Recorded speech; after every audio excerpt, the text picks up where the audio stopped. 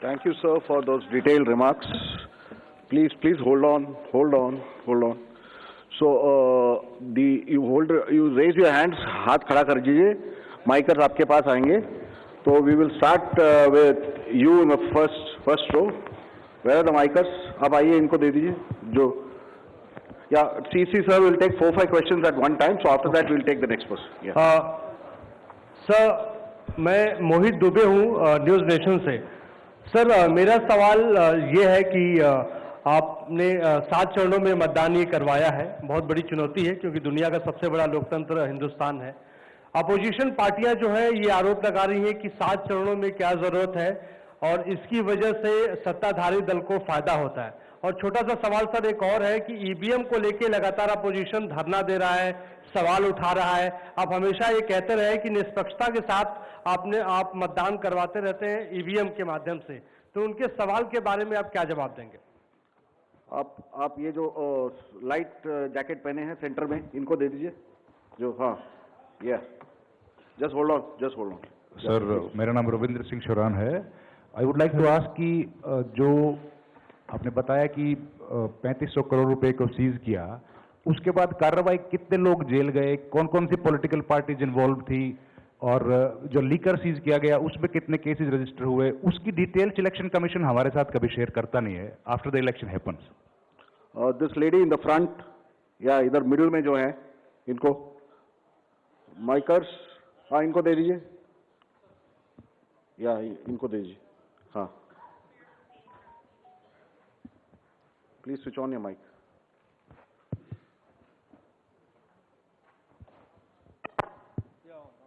Great. Samir Hussain from BBC News. This is an incredible feat to try and get every person who's eligible to vote. I'm wondering how much money is being spent, and in addition, what is the biggest concern in terms of these elections? Okay. The lady in the 4th row over there with that black dress, उनको दे दीजिए. माइकर्स, middle में, हाँ, उनको जो बीच में है, वो lady जो है, हाँ, give it to her. Yes. Switch on your mic.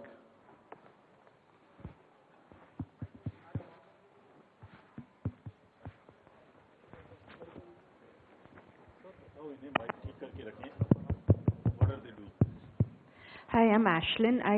You said in your speech that... Can you just introduce yourself? I'm Ashlyn Matthew. From? National Herald.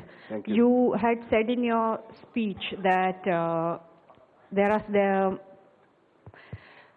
should be no hate speech. There will be a calibrated approach to code violations. But there have been several complaints against the Prime Minister and Amit Shah, but none of the EC has not taken action against them. But you have taken action against the opposition leaders.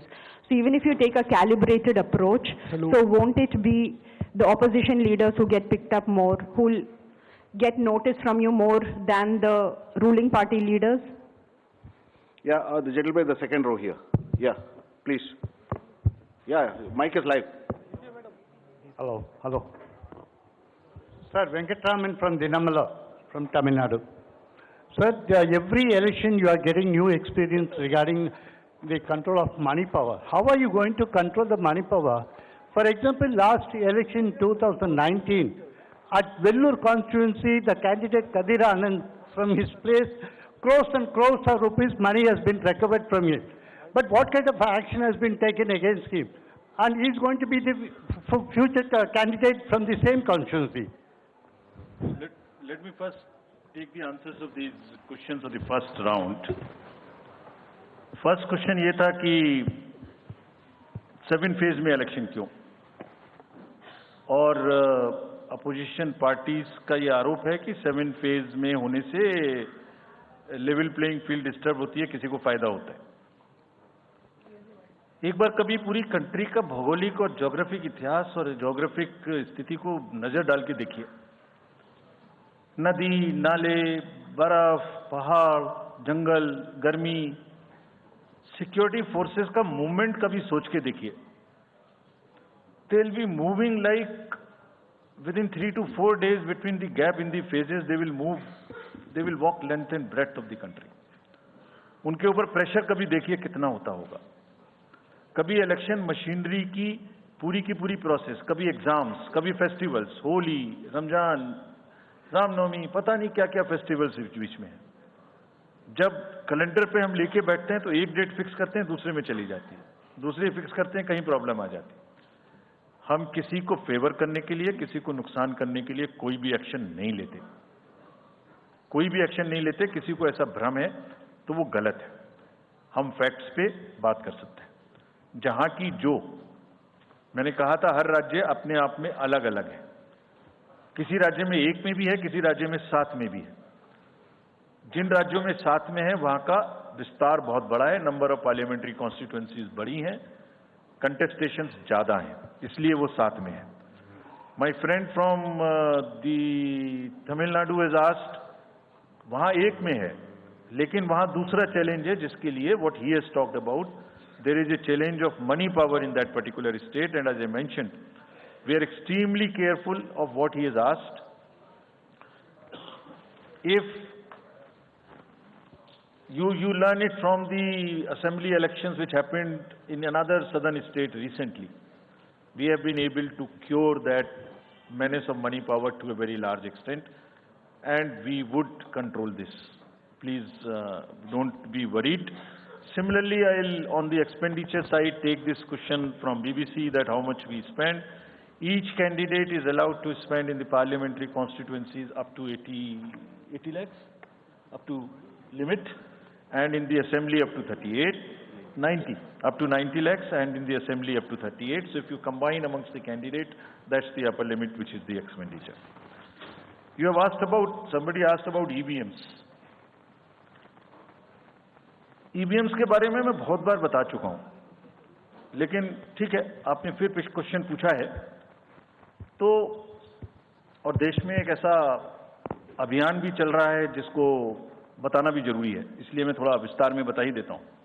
वैसे बहुत बार बता चुका हूं, 40 बार लगभग इस देश की संवैधानिक courts, high courts and supreme courts EVM के ऊपर में जितनी चुनौतियां हुई हैं उनको देख चुकी हैं।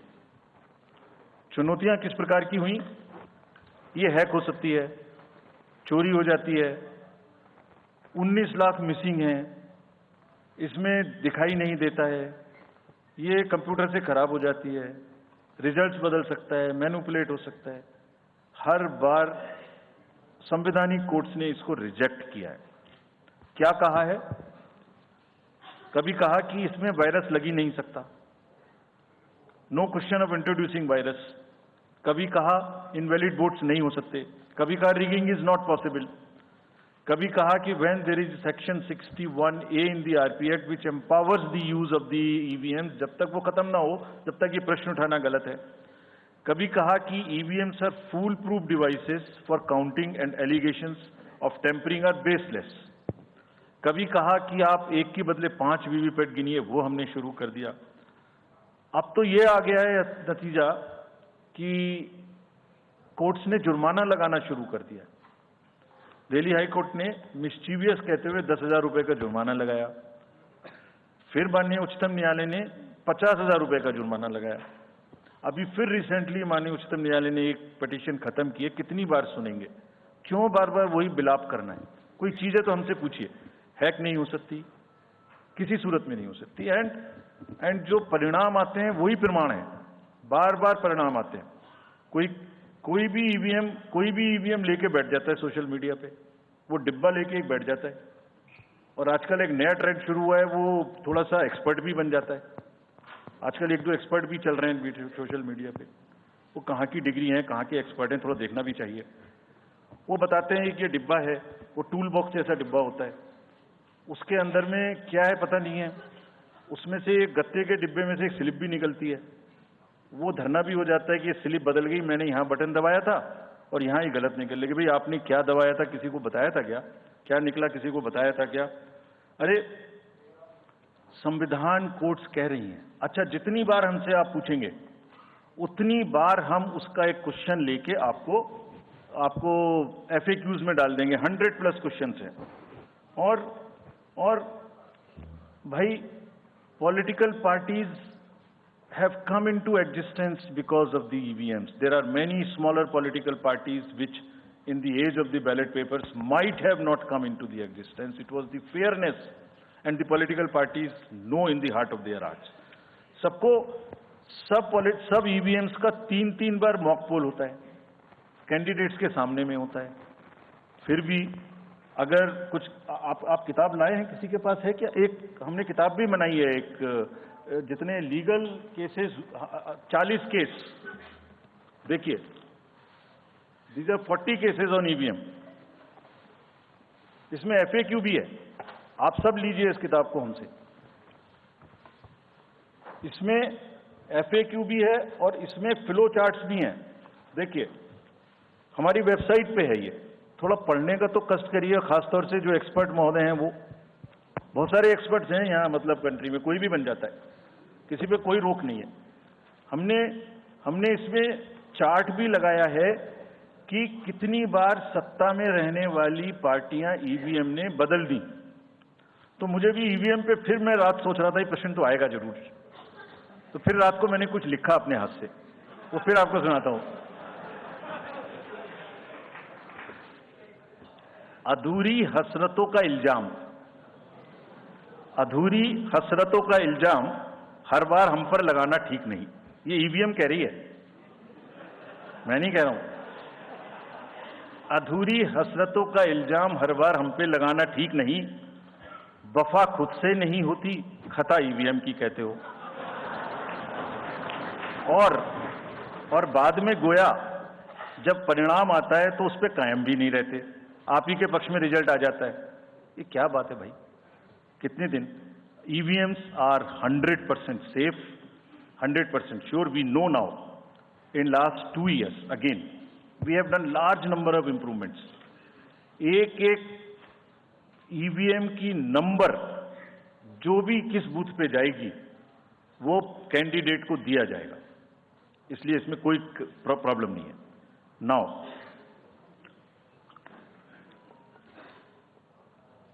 जो